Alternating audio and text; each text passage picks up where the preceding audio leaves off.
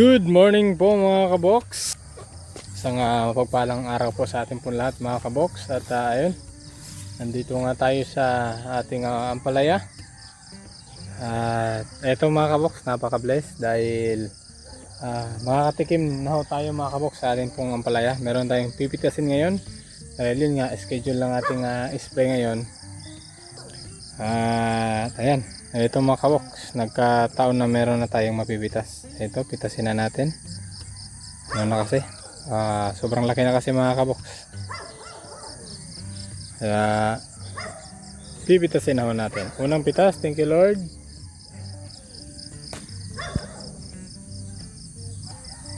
Ayun o, hindi pa siya ganun kahaba pero malaki na ho siya mga kabox. Ito, pitasin na natin to.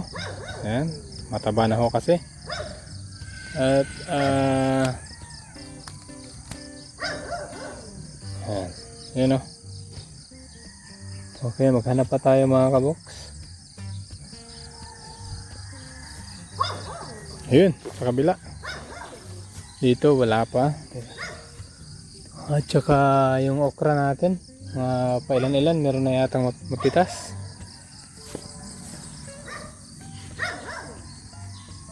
Ito, kunin na rin natin to mga kabox. Ayan, sobrang taba na niya.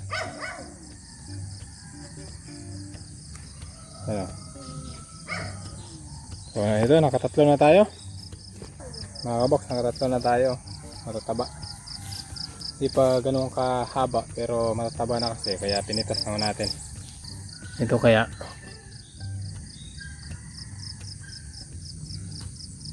ito, pwede na to para hindi siya kumbaga mahuli mga kabox. Wala siyang ibang kasabayan. Ito ba, ito medyo nag-crack na gawa ng napakainit tapos biglang uulan, kaya kunin na rin natin.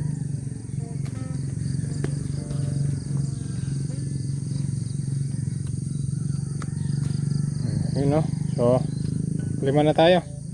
Babalikin ko lang yung tinusok mga kabox. May tinusok sa ampalaya natin. So, itong isang na to, itong isang block, hindi ko pa nalagyan ng balag mga kabox, yung blue. At saka meron pang 1/4 sa kabila. So, yan yung tatapusin ko mamaya. Okay, thank you Lord. Naka na tayo, nakalima. Ang ulam natin ngayong umaga. At ayun, yung habang andun ako sa Cagayan de Oro mga kabox, nung nakipart-time tayo dun sa yung nag-live tayo sa beach, yung mga bata nagano na pala dito sila, nagdamo na ho sila. Lahat ng puno ng ng ampalaya dinamuhan na. Itong okra, okay lang naman tong okra, hindi na damuhan. Matapang naman to. At ayun nga, meron nang mapipitas sa ating okra. Ayun, babalikan ko yan. Marami na rin mga kabox oh. Ayun oh, mahaba na rin. So marami na tayong mapipitas sa okra. Ayun oh, ang ganda oh. Okay, walang spray, walang patabayan, pero matibay yung okra mga kabox. Kaya ayun. Okay, silid ko lang dito. Ganda, thank you Lord. Okay, at ito pa mga kabox, okra. Ayan o, unang pitas sa ating okra. So string beans naman, kaya titingnan natin ngayon mga kabox pagkatapos ko mag-spray dito kung meron na pong mapipitas, kasi kakapitas lang nila ng nakarang araw tsaka kagabi kumuha ng panggulay. So titingnan muna natin siyempre mamaya pagkatapos nating mag-spray. At bago tayo mag-spray, spray muna ako mga kabox.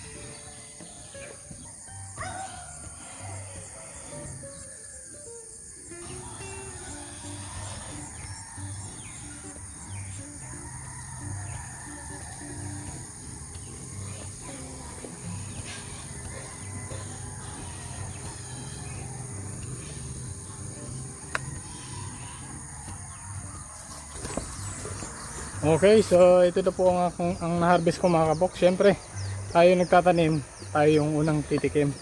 So, balikan ko lang ho mamaya yung string beans mga kabox. Baka kasi matagalan ako sa string beans. Tapos, eto, pangwalam kasi ito sa umaga mga kabox. So, ayan, thank you Lord talaga.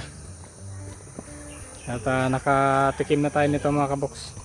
So, yung ano pala, yung unang natikman namin dito ay yung ang tawag dito, yun pong talbos. So yun po yung una. Hi. Okay. Liam. So eh, kulang po natin yung araw. Pasa na dito. Uy. Hala, ito. Buha kayo eh. Nagko ba yung try? Okay. Dito naman tayo sa string beans mga kabox. Check ko lang kung meron po tayong ma-harvest na maganda-ganda. Kasi nung linggo nga mga kabox ay yun nga, nagdamo yung mga bata dito. And meron pa silang hindi natapos dito sa string beans. At dun sa pala may konti. Nagdamo sila at nag-harvest sila ng string beans. So ngayon, ito yung una naman nating pagpipitas tayo mga kabox kung meron tayong mapitas, pero sa tingin ko wala pa dahil yun nga kinuhanan nila to nung karang araw nung linggo. May ano, may namamatay sa matinding ulan mga kabox. Ayan o, grabe talaga yung ulan ngayon. Napakainit, tapos biglang ulan. Ayun. May nakikita akong nasunog mga kabox na dahon. Yan o. So hindi rin pala talaga maganda yung masubrahan sa ano mga kabox, sa baking soda. Yan ho yung nangyayari, nasusunog. So kailangan talaga yung tamang timpla lang. So ang in-spray ko kasi dito mga kabox, baking soda at saka powder lang na sabon. Pero ito may mapipitas tayo pa ilan-ilan. So try kong mamitas mga kabox. Sa banda rito meron pong mapipitas. And try kong mamitas kung gaano karami yung maiipon natin. Ito yung mga ganito, pwede na to. Oh. Maraming namatay.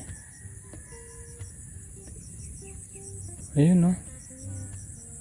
Nanlalantay yung dahon. Ito naman, ito yung reject. Yan, ito yung kumulot mga kabox.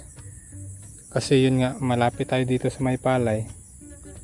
Pag nag-spray sila ng Topor-D, yung pandamo, naapektuhan yung ano natin,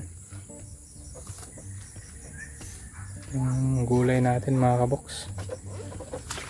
So nung nakaraan naka-harvest sila ng nakapitong tali sila na naibenta. Ngayon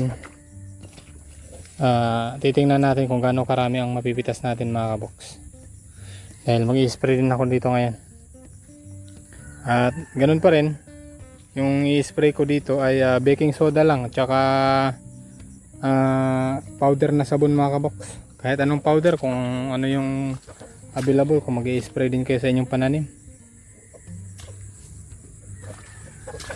Kasi hindi naman to tinutusok mga kabox, kaya ang ini-spray ko dito ay ano lang,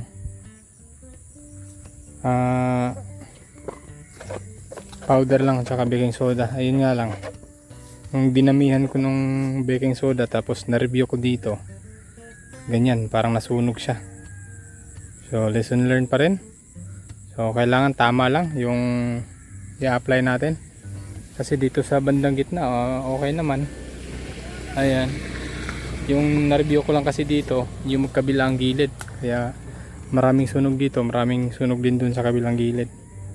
So okay, mag-harvest muna ako mga kabox para malaman natin kung gano'n nga ba karami ang mapipitas natin ngayon. Tapos saka tayo mag-spray pagkatapos.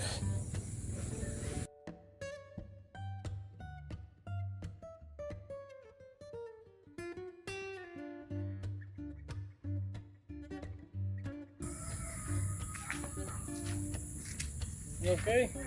So, ito lang po lahat mga kabox ang na-harvest ko ngayon. Medyo kunti lang talaga. Kumbaga, mas marami yung unang pitas nila kasi nakapitong tali sila na tig 15.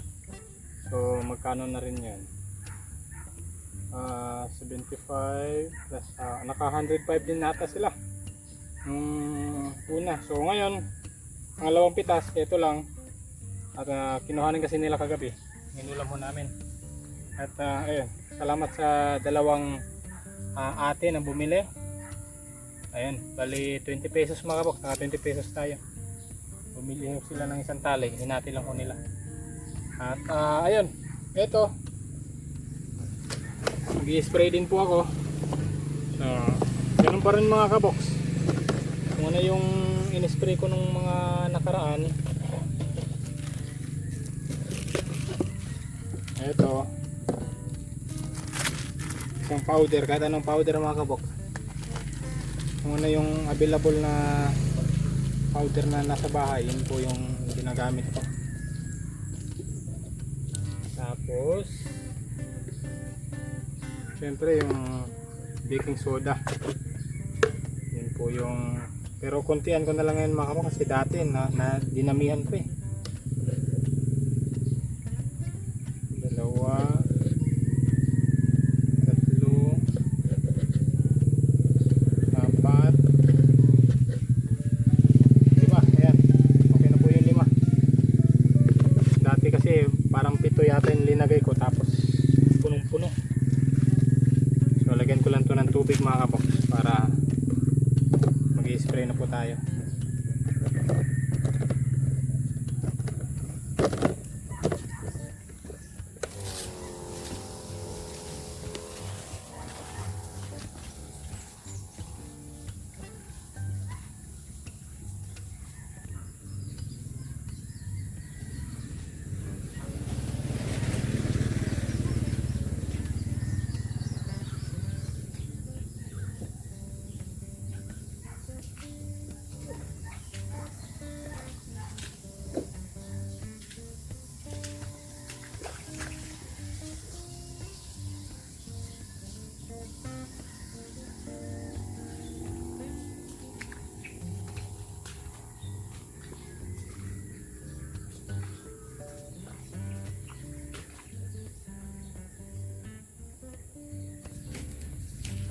Okay, tapos na tayo sa string beans mga kabox. At ayan, may napitas pa ako. At kanina meron pa akong nakuha mga kabox. Ito, ayan, nadaanan ko dun kanina.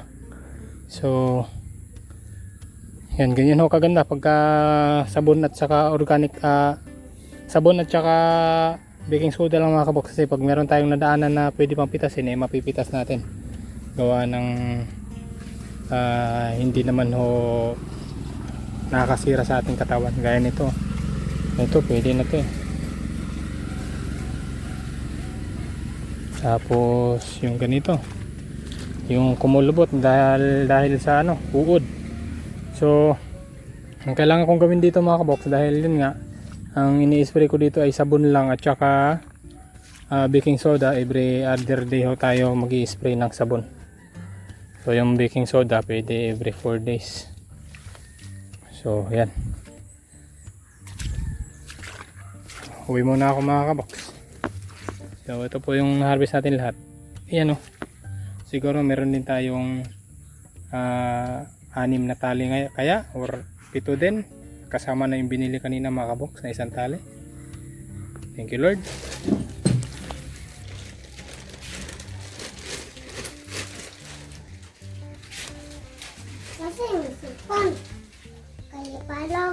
Wow,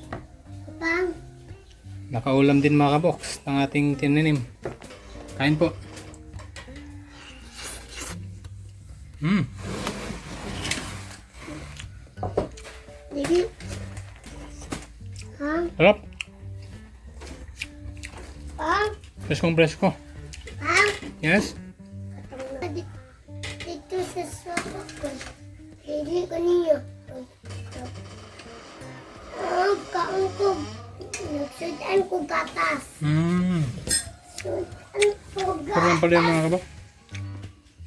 Sudan ko gatas. Yeah. Sudan ko gatas. Sudan ko gatas.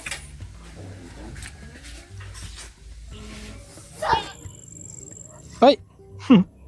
Nasa ayos. Ayun, magandang hapon po mga kaboks. So, eto. Papataba tayo sa ano. Liam, come here, nak. Papataba tayo sa ating ampalaya.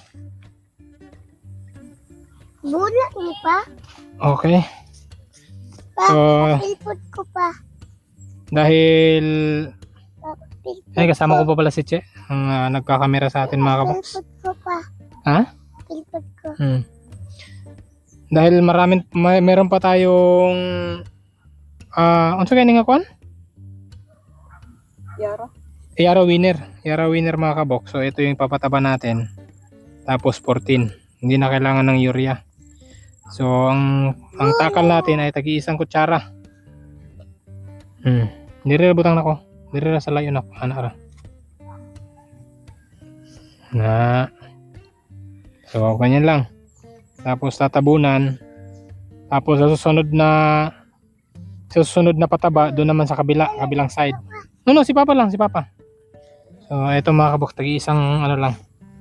Tapos malayo sa puno. Para iwas kong makasira sa mga ugat. Ako lang nak, para dali nak. O last na lang ikaw, Leon. Last na lang, last. Gusto niyang magpataba din. Yan. Si Papa na lang nak. Basa kasi yung pataba natin mga kaboks, kaya kinukutsara ko. Basa yung yara natin. Pagkatapos ko magpataba, Ba? Bakit parang may hindi ka nakuha mga bunga? gaya ng saan? Ma'am? Hindi, iniwan ko yan para bukas o kaya sa makalawa. Ah? Yes. Ah? Bukas siguro kunin mo yan. Bukas nga. Baka ano. Dapat maaga ka. Para ulam din natin. Kasi kanina nung pagpitas ko sa mga mahaba, ano siya, murang-mura pa, tas mahaba. So nangihinayang ako sa mga maiksi. Kaya bukas na lang. So yung mga maliliit na wala pang bunga, iba yung ipapataba ko mga kaboks. Hindi ito. May dala ka? Huwag dun. Hindi na. Nak, Mayan. pakuha ko na si Lupin Nakaw yung color red. Yung red ha. Tingnan natin mga kaboks kung kaya niyang makuha. No, very good si Leah. Alam niya yung mabigat daw. Ayun po mga kaboks. Ang ganda hong tingnan dito sa ano. Yung nakadiretso ba. Halos lahat tumubo. Ang ganda hong tingnan. Medyo maganda hong ang lupa sa banda rito. Ay. Ito lang medyo matrabaho na yung paglalagay ng ay nako, ito pang dumagdag pa itong palag natin. Importante hindi ho siya maputol.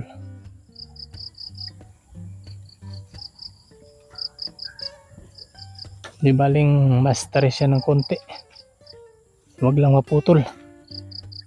Ito. Mga kaboks.